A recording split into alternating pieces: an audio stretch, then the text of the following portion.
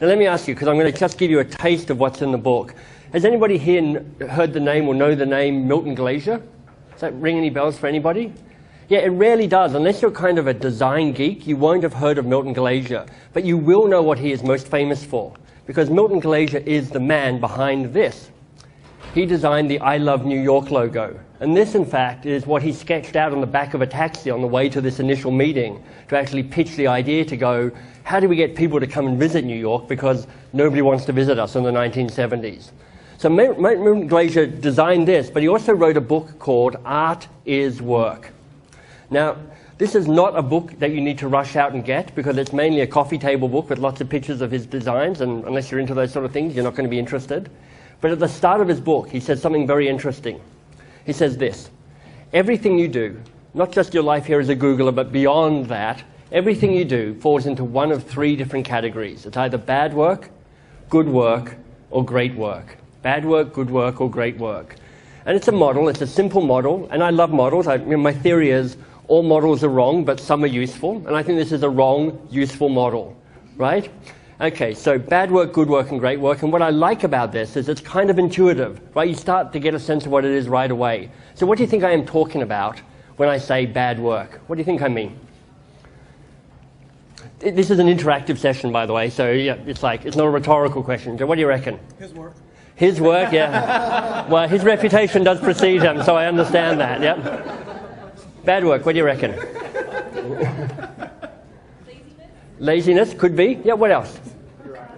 Bureaucracy, now you're getting there. What else? Doesn't make you feel satisfied. Doesn't make you feel satisfied. You guys are on the right path, but you're kind of being a bit polite about it, right? Bad work is the mind-numbing, soul-sucking, life-denying, stab myself in the eye with a pen because the pain doesn't stop type of work, right?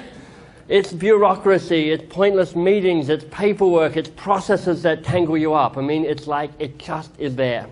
And I want to give you two ways for you to think about and remember bad work.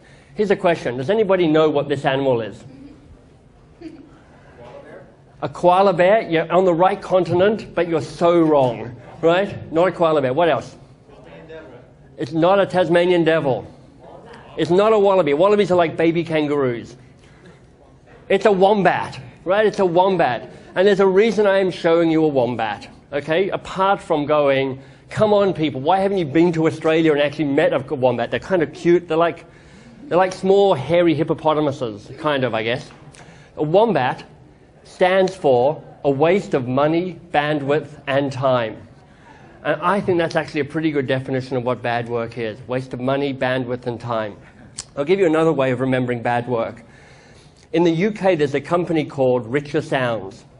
Very successful. They've been in the Guinness Book of World Records for years for having really high retail sales per square foot, so they know what they're doing. And they have something at Richer Sounds called the Cut the Crap Committee.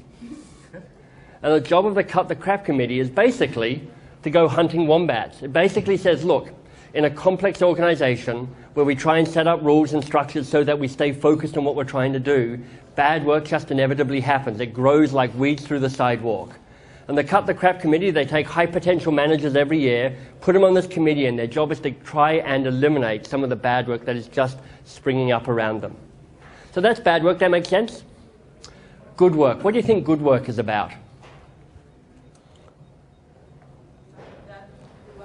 Something you love doing? Could be, yeah, for sure. What else? High quality, yep.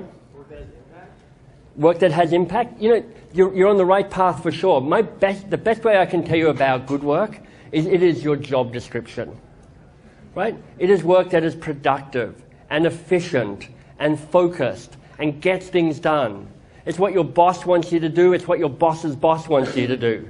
It's kind of what you get paid for. Google is in part set up to keep doing the good work, because at a corporate level, at a strategic level, that's where the money comes from, right? That's where you have a customer, you have revenue, that's where your quarterly returns come from. So there is nothing inherently wrong with good work. In fact, good work is essential.